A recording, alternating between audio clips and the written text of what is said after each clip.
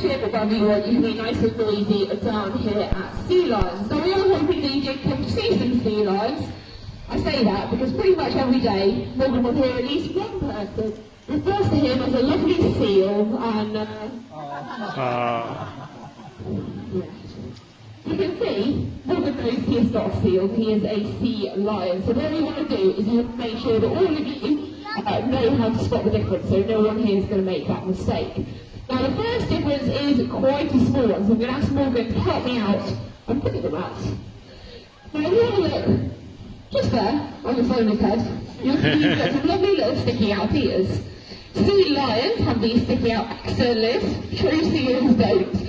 True seals do have ears, but they're just tiny little holes instead of anything sticking out, so much tougher to spot. I do realise, with me and Morgan pointing out his ears, they're still pretty tricky to spot. So, easiest to look to make bigger. And by bigger, I mean these. Sea lions, as you can very clearly see, have very large front flippers. They're about the same size as our arms. And when they swim, they push themselves through the water with them. It's very graceful, very elegant, like they're flying. Now in comparison, a seal, well, their front flipper is only actually about the same size as your hand. So if we compare my hand to Morgan's flipper, big size difference. Of course that means seals are going to have to swim in a bit of a different way. Because instead of pushing themselves through the water with their front flippers, what a seal will actually push himself through the water with is wheeze.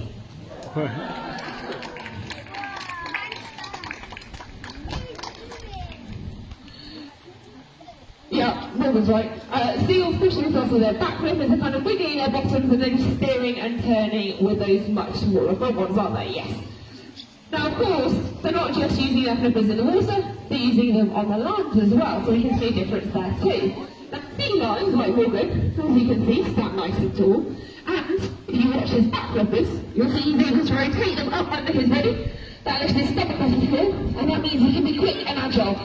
Sea lions are very fast on the land, and in fact they can go faster than us, so I'm hoping not to race Morgan because it would be embarrassing for me. But if we compare him to a seal, or Morgan, we can see how tall you are on the land. How tall was a seal? As you can see, seals are quite short, and when they move, it's not very quick, because it's kind of a bit like... Oh no! Fantastic impression, well done, Morgan. But of course, we do understand when people make this mistake, because seals and sea lions do have lots of things in common. They love the same kind of food, so it's not just fish they like to eat, they also eat things like squid, octopus, eel, maybe even occasional seabird as well, out in the oceans. And unfortunately, neither the sea lions like Morgan nor the seals are actually at the top of the food chain out in the ocean, because they do have some predators of their own. So these are of course quite large animals, big teeth, and I'm wondering if you guys can possibly guess who it is I'm talking about. Shout out super loud if you know. Oh, well, yeah, you got it.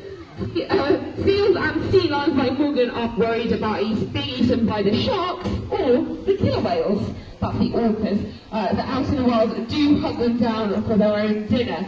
Now thankfully, sea lions are incredibly quick swimmers, and in fact, California sea lions, which is what Morgan and Crusoe are the quickest pinnipeds in the world, so quicker than any other species of sea lion, seal, walrus, spur seals. These guys are the fastest. They can reach speeds of up to around 25 miles an hour. Very impressive, isn't it, Morgan? But they can't just rely on their speed to get away, because, well, if you're a shark expert, you know there's something that go faster than that. So they have to have a special type of swimming to help them escape.